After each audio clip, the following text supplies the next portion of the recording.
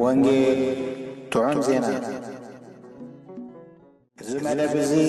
ብሓልዮት ናይ ኤርትራ ኦርቶዶክስ ተዋህዶ ቤተ ክርስቲያን ሃገረ ስብከት ሰሜን ኣሜሪካ ክፍሊ ትምህርቲ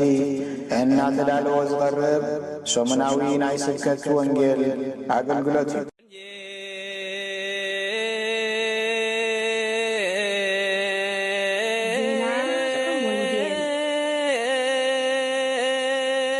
ዜና ጥዑም ወንጌል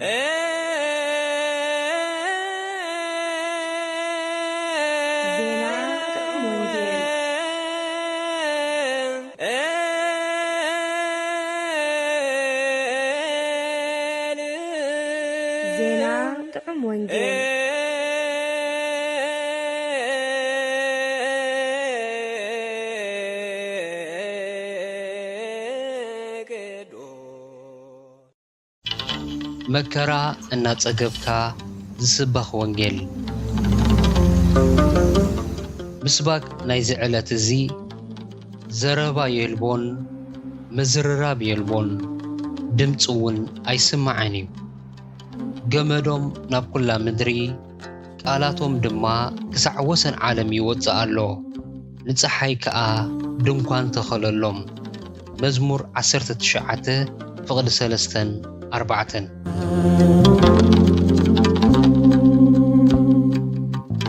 ንባባት ወንጌል ካልኣይ ጢሞቴዎስ ምዕራፍ 4:5-ፍጻመ መልእኽቲ ካልኣይ ጴጥሮስ ምዕራፍ 1:10-18 ግብረ ሐዋርያት ምዕራፍ 14:1-13 ወንጌል ማቴዎስ ምዕራፍ 10:1-15 ቅዳሴ ዘሐዋርያት ወይ ዘወልደ ነጎድጓድ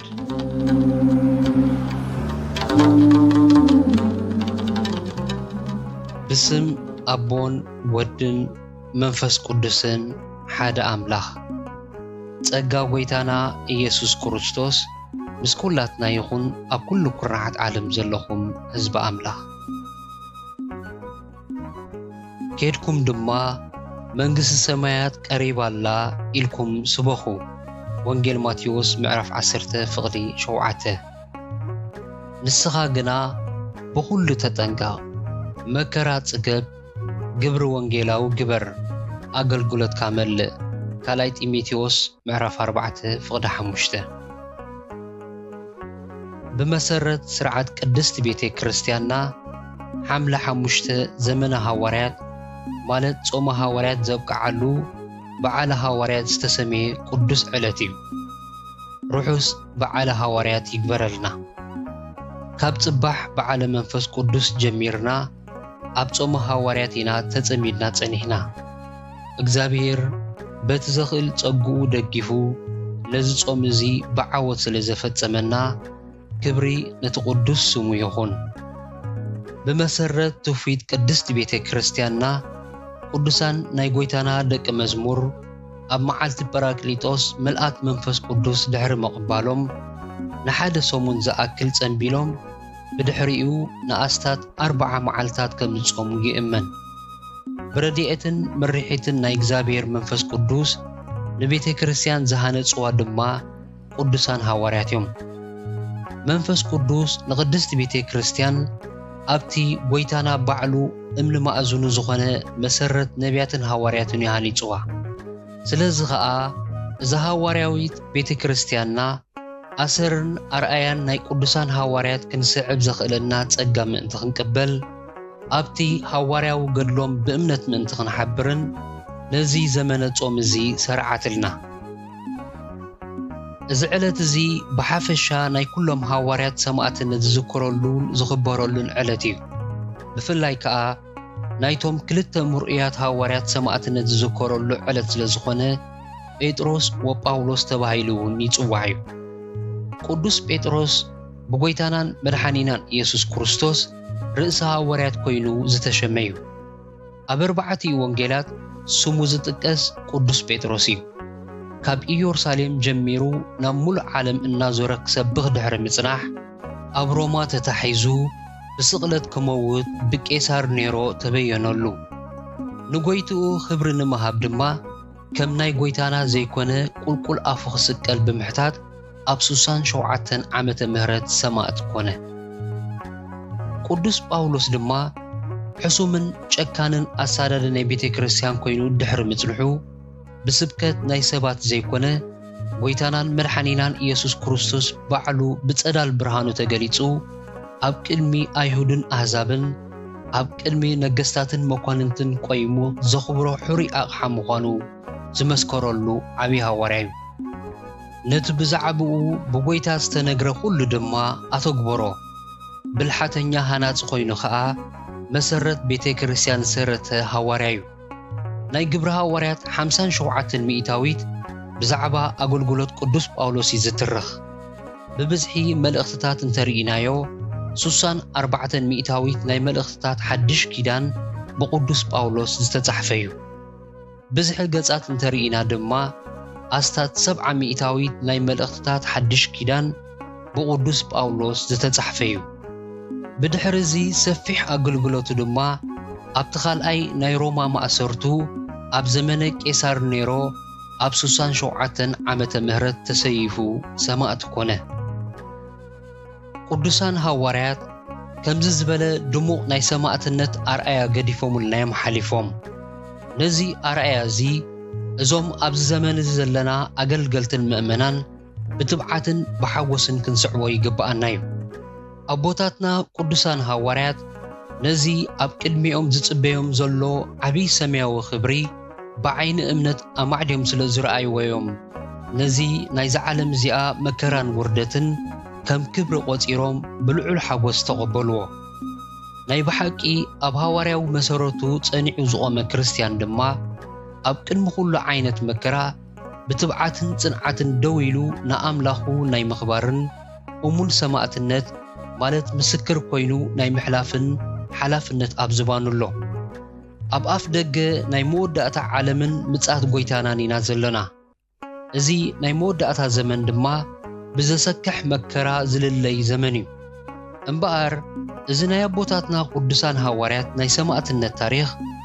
ሓለፋ ዝሓለፈ ኩሉ ዘመናት ዕዙዝ ኣገዳስነት ከም ዘለዎ ክዝንጋዕ ኣይግባእን እዩ ናይ ሰማዕትነት በዓል እናበዓልካስ ንሰማዕትነት ድልው ዘይምዃን ናብ ትዕዝብትን ፍርድን ናይ ኣምላኽ ዘእትወና ግብዝ ምርጫ እዩ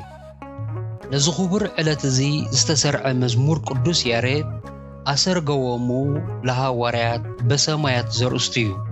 ትርጉሙ ድማ ንሃዋርያት ኣብ ሰማያት ኣማዕረጎም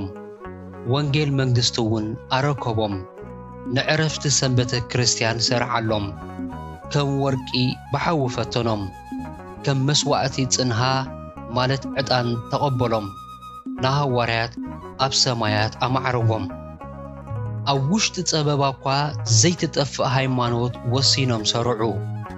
ኢየሱስ ንደቀ መዛሙርቱ ወርቅን ብሩርን ክቡር ክዳውንትን ኣይተሓዙ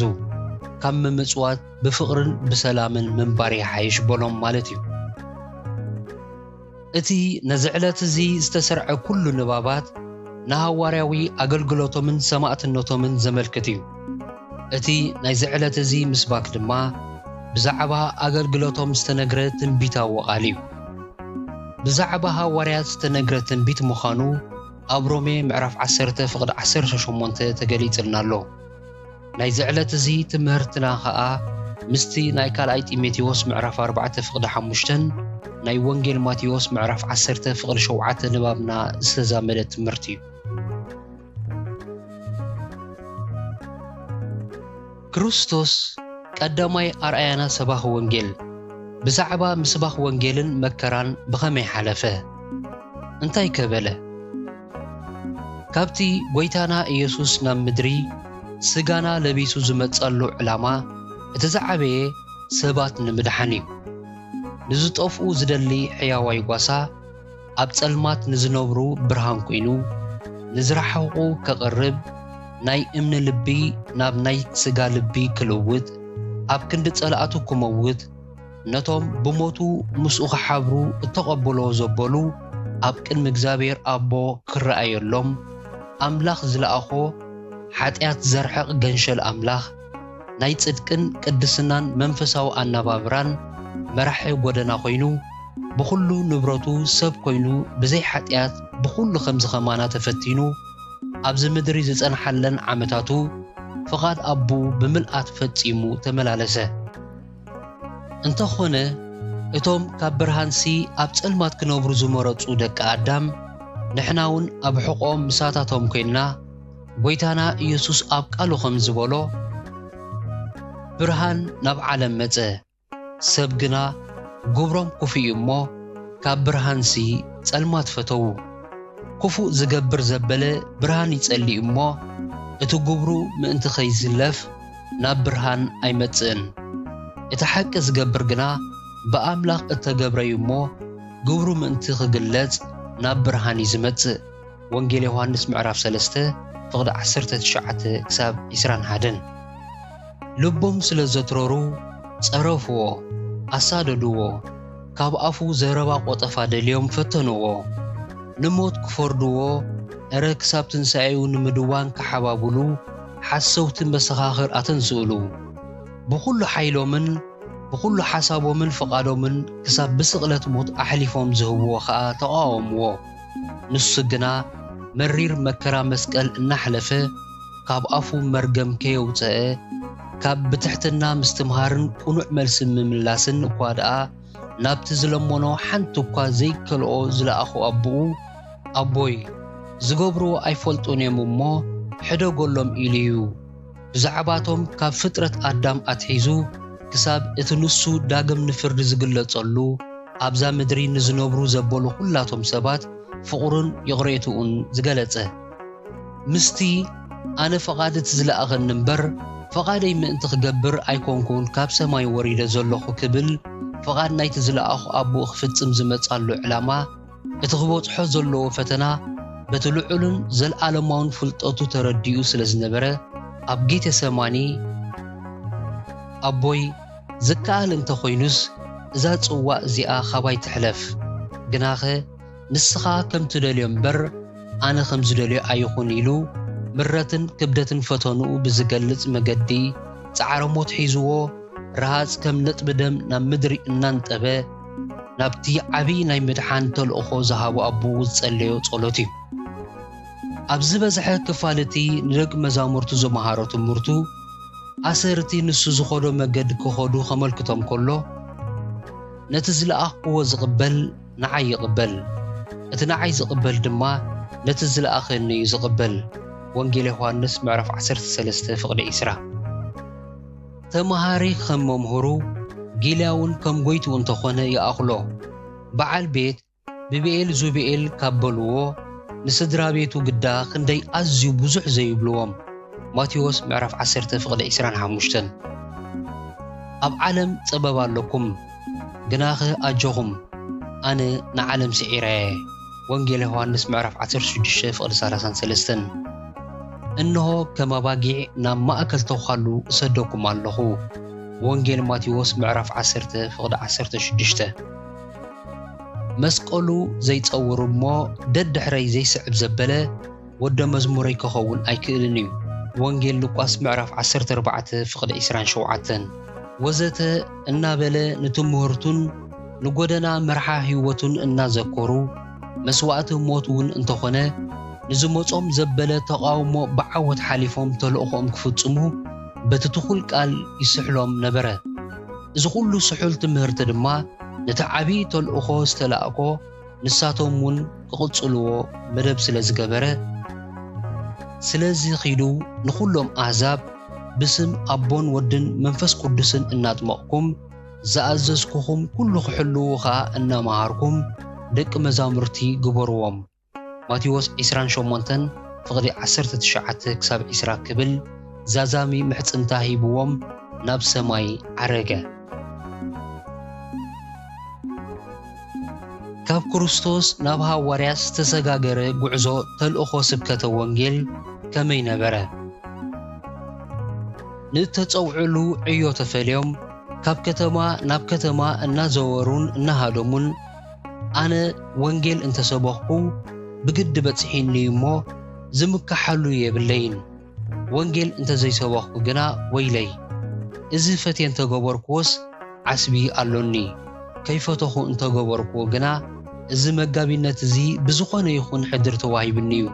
ቀዳማይ ቆሮንጦስ ምዕራፍ 9 ፍቕዲ 16 ክሳብ 17 ኢሎም ወንጌል ቅድምና አይሁዳዊ ከምኡውን ንጽርአዊ ንዝኣምን ዘበለ ኩሉ ሓይለ ኣምላኽ ንምድሓኒ እሞ ብወንጌል ኣይሓፍርኒ እናበሉ ክሳዕ መኳንንቶምን ዓበይቶምን ጸሓፍቶምን ካብ ዓሌታት ሊቃውንቲ ካህናት ዘበሉ ኩሎም ጸዊዖም ድማ ብስም ኢየሱስ ንሓደ እኳ ከይነግሩ ወይስ ከይምህሩ ኢሎም እንተኣዘዝዎም እኳ ንሕናስ ነቲ ዝረኣናዮን ዝሰማዕናዮን ምዝራብ ክንሓድግ ኣይኮነልናን እሞ ካብ ንኣምላኽ ንኣኻትኩም ምእዛዝ ኣብ ቅድሚ ኣምላኽ ቁኑዕ እንተኾይኑስ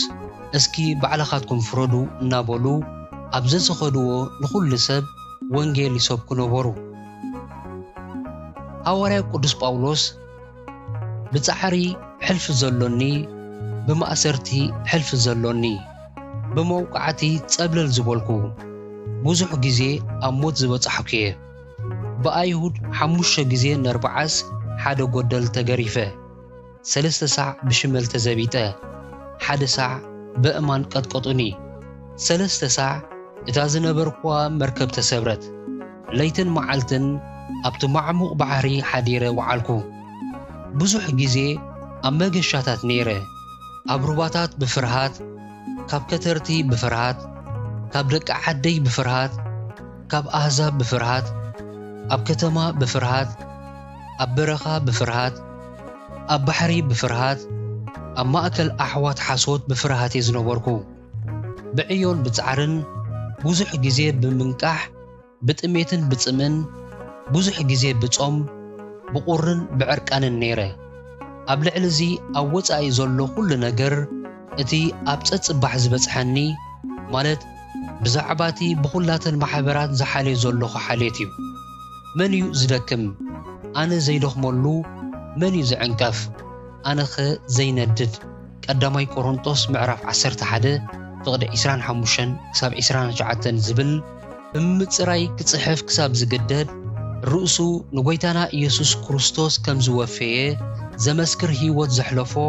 ምስናይቶም ኣቐዲሙ ቃላቶም ድማ ክሳዕ ወሰን ዓለም ይወፅእ ኣሎ ዝተባሃሉሎም ፍጥረታት ሰማይን ምድርን ኮይኑ ኩሉ ዓይነት መከራ እናጸገበ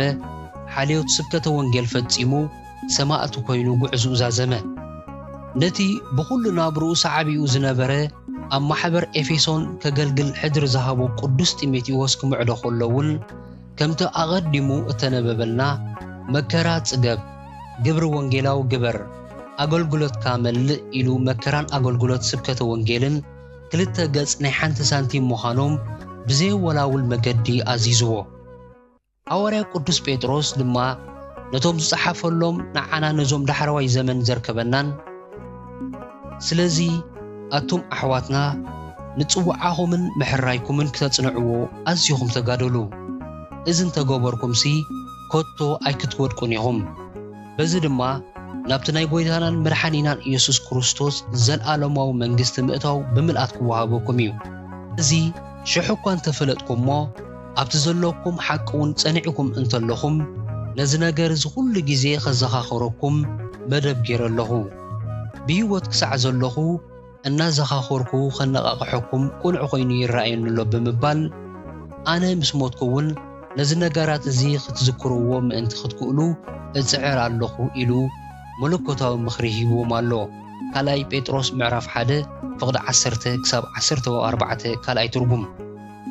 ኣብቲ እዞም ሎሚ ነቲ ብሰማዕትነት ዝሓለፉሉ መዓልቲ እንዝክሮ ዘለና ቅዱሳን ሐዋርያት ዝሓለፍዎ መከራ እናሓበርና ነቲ ዝተዳለወልና መንግስቲ እቲ ልዑል እግዚአብሔር ኣምላኽና ንምውራስ ብምልኣት መታን ክወሃበና ከምቲ ንሳቶም ኣርኣያ ጎይቶኦም ዝሰዓቡ ንሕና እውን ኣሰሮም ክንስዕብ እቲ ቅድሚ ኣስታት 2000 ዓመታት እተጸሓፈ ግናኸ ንዘለዓለም ሕያው ኮይኑ ዝነብር ቃል እግዚአብሔር የዘኻኽረና ኣሎ ተልእኾ ስብከተ ወንጌል ካብ ክርስቶስ ናባናኸ እንታይ ይመስል? ካልእ ኣማራጽ ኣሎ ዶ? ቃሉ ክሳብ ዘይነገረና ካልእ ኣማራጽ እሞ ካበይ ክነምጾ? እታ ክንከደላ ተደልያ ዘላ መገዲ እታ ጎይታና ኢየሱስ ክርስቶስ ዝሃንደሳን ንሱ ዝሓለፋን ብዘለዉ ኣቦታት ሃዋርያት እውን ኣሰሩ ስዒቦም ዝሓለፍዋ ንሕና ከዓ ኣሰሮም ክንስዕብ ዝተጸዋዕና ኣለያ። ምስኡ መከራ እንተጸገምና ምእንቲ ስሙ እንተተሰወግና ኣብ ሰማያት መዝገብ ኣሎና። እንተጸረፉኹምን እንተሰጎጉኹምን ምእንታይ ድማ ክፉእ ዘበለ ብሓሶት እንተተዛረበልኩም ቡፅኣን ኢኹም። ከምኡ ከዓ ቅድሜኹም ንዝነበሩ ነቢያት ሰዊጎሞም እዮም እሞ ኣብ ሰማያት ዓስብኹም ብዙሕ ስለ ዝኾነ ተሓጐሱ ባህውን ይበልኩም። ወንጌል ማቴዎስ ምዕራፍ 5 ፍቕዲ 11 ክሳብ 12 ቀዳማይ ጴጥሮስ ምዕራፍ 4 ፍቕዲ 14 ዝብለና ቃል ተስፋ ሒዝና ካብ ኣድናቆት ነገርቲ ዛንታ ሰማዕታት ቅዱሳን ነቢያትን ሃዋርያትን ጥራሕ እንኸውን ኣሰሮም እናሰዓምና ምእንተ ኣኽሊልና ብኽብሪ ብመከራ ክሳብ መስዋዕት ክንመስል እተዳለና ንኹን። እዚ ሎሚ ኣባና በፂሑ ዘሎ ተልእኾ ስብከተ ወንጌል ብዘይ መከራ ኣይተገብረን እሞ ዝጀመርናዮ ኣብ መፈጸምታ ኸየብፅሕና ድማ ኣኽሊል ስለ ዘይርከብ ብትዕግስትን ብጽንዓትን ኣገልግሎት ስብከተ ወንጌል ንመልእ። እቲ ዝተዋህበና ተልእኾ ስብከተ ወንጌል ኣብ ምዕራፉ ክነብፅሖ ኣሰር ጎይታና ኢየሱስ ክርስቶስን ሃዋርያትን እንተስዒብና ነቲ ዝገጥመና ተጻብኦ ብትዕግስትን ብትብዓትን እንተገጢምናዮ ከምቲ ንዓኣቶም ንዓና እውን ከምቲ ኣነ እውን ሰዓርኩሞ ምስ ኣቦይ ኣብ ዝፋኑ ዝተቐመጥኩ ነቲ ስዕር ኣብ ዝፋነይ ምሳይ ከቐመጥኩ ሁበየ። ራእይ 3:21 ዝተባህለልና ቃል ተስፋ ስለ ዘሎና እቲ ነቲ ዝመጸካ መከራ ኣይትፍራሃዮ ክሳዕ ሞት እሙን ኩን ኣነ እውን ኣኽሊል ህይወት ክበካየ። ራእይ 2:10 ዝበለና እሙን ስለ ዝኾነ ከምቶም እቲ ጎይትኡ ምግቦም በብግዚኡ ክህቦም ኢሉ ኣብ ስድራ ቤቱ ዝሾሞ እሙን ኣስተውዓሊ ባርያ መን ኮን እዩ? ጎይትኡ ክመጽእ ከሎ ከምዚ እናገበረ ዝረኽቦ ባርያ ቡፅ እዩ። ኣብ ኩሉ ገንዘቡ ከም ዝሾሞ ብሓቂ እብለኩም ኣለኹ ኢሉ ከም ዝመጎሶም ቃል ትንቢት ንባሮቱ ኣተስፊና ዘሎ ክፍጽሞ እዩ እሞ ሃየ ደኣ ዕጣቕና ንዕጠቕ። እቲ ንኹሉ ሰብ ዘይተርፎ ዕፃ ሞት ብሞቱ ሰማዕትነት ክቡር ሞት እሞ ክብሪ ብዘለዎ ሞት ካብዚ ናይ ውርደት ስጋና ክንግዕዝ ድልዋት ንኹን። ብዘይ መከራ ወንጌል ክስበኽ ዘይከኣለሉ ምኽንያት እንታይ እዩ? እምበኣርከስ ካብቲ ሎሚ ክንመሃረሉ ወሲድናዮ ዘለና ጥቕስታት ማቴዎስ 10:7 ካልኣይ ጢሞቴዎስ 4:5 ካብቲ ጎይታና ኢየሱስ ክርስቶስን ቅዱሳን ሃዋርያቱን ዝሓደጉልና ኣሰርን ብዛዕባቲ ንኹልና ዝተዋሃበና ሕድሪ ስብከተ ወንጌልን መሳኒቱ መከራን እንታይ ክንብል ኢና? እንታይ መደምደምታ ክንህብ ኢና? ኣገልግሎት ስብከተ ወንጌል ንብዘሎ ጎይታና ኢየሱስ ክርስቶስ ዝስዕብ ብስሙ ከዓ ክርስቲያን ተባሂሉ ዝጽዋዕ ዘበለ ዝምልከቶ እምበር እዚ ንኽስቶ ጥራሕ ዝምልከት እዩ። ንዓይ ኣይምልከትን እዩ እንብሎ ኣገልግሎት ኣይኮነን። እዚ ኣገልግሎት እዚ ከዓ ንጎይታና ኢየሱስ ክርስቶስ ብዘርእይን ብዘንጸባረቕ መገዲ ዘየባቲ ክህላወ ይጠልብ። ኣሰርቲ ሃብታም ክነሱ ካብ ኩሉ ገዛ ርእሱ ዘድከየ ንኹሉ ብስልጣኑ ክእዝዝ እናኸኣለ ርእሱ ንምእዛዝ ኣቦኡ ዝወፈየ በዚ ከዓ ከምቲ ፍጥረቱ ክፈጥር ከሎ በቓሉ ዝፈጠሮ ናይ ምድሓና ዕዮ ክፍጽም ከሎ ድማ በቓሉ ክገብሮ ይኽእል ክነሱ ብመከራ ክሕምሸሽ ዝፈተወ ጎይታና ኢየሱስ ክንስዕብ ስለ ዝተጸዋዕና እዩ። እዚ ቀዳማይ ምኽንያት ክኸውን ከሎ እቲ ካልኣይ ከዓ ስብከተ ወንጌል ነፍሳት ካብ ማእሰርትን ሓይልን ሓጢኣት ዓለማውነትን ሰይጣንን ምድሓን ስለ ዝኾነ ወንጌል ክንሰብኽ ከለና ብስጋን ዓለምን ሰይጣንን ተቃውሞ ክገጥመና ክንቅይሮ ዘይንኽእል መጎታዊ ጉዳይ ስለ ዝኾነ እዩ። ሳልሳይ ኣገልግሎት ስብከተ ወንጌል ምስ መከራ ዝኸደሉ ምኽንያት ከዓ ከምኡ ዝበለ ዓብይ ሰማያዊ ዕዮ ብምድራዊ መዐቀኒ ዓቂና ክብረት ገዛእ ርእስና ኣብ ክንዲ ካብቲ ልዑል ኣምላኽ ካብ ሰባትን ዓለምን ምእንቲ ኸይንደልዮ እዩ። እቲ እግዚኣብሔር ዝንእዶ እምበር እቲ ንርእሱ ዝንእድ ኣይኮነን ተፈቲኑ ዝወፅእ ስለዚ እቲ ዝምካሕ ብእግዚአብሔር ደኣ ይመካሕ ካልኣይ ቆሮንጦስ ምዕራፍ 10 ፍቕዲ 17 ከም ዝብለና ንኡዶና ካብ እግዚአብሔር ጥራይ ምእንቲ ክኸውን ኣገልግሎት ስብከተ ወንጌል ከመዮ ሐዋርያ ጳውሎስ ንጢሞቴዎስ ግብሪ ወንጌላው ግበር ዝበሎ ከነገልግል ከለና መከራ እናጸገምና ከነገልግል ከም ዘለናዩ ቃል እግዚአብሔር ዝምህረናን ዝምዕደናን እሞ መከራ ከይፈረህና እኳ ደኣ እናጸገምና ብእግዚአብሔር አምላኽና ተቢዕና እቲ ጥዑም ዜና ዝኾነ ወንጌል ጎይታና ኢየሱስ ክርስቶስ ንብዘሎ ፍጥረት ንንገርን ነበስርን ንስበኽን ዓስብና ኸኣ ካብ እግዚአብሔር ሙሉእ ክኸውን እዩ ዝኸበርኩም ህዝቢ ኣምላኽ እቲ ንሎሚ ተዳልዩ ዝነበረ መልእኽቲ ወንጌል ጥዑም ዜና እዚ ክሰምዕዎ ፀናሕኩም እዩ እግዚአብሔር እንተፈቐዶ ብህይወት ድማ እንተሊና ኣብ ዝመጽእ ሰሙን ብኻልእ ኣርእስቲ ክሳብ ንራኸብ ጸጋ ጎይታና ኢየሱስ ክርስቶስን ፍቕሪ ኣምላኽን ሕብረት መንፈስ ቅዱስን ምስ ኩላትና ይኹን አሜን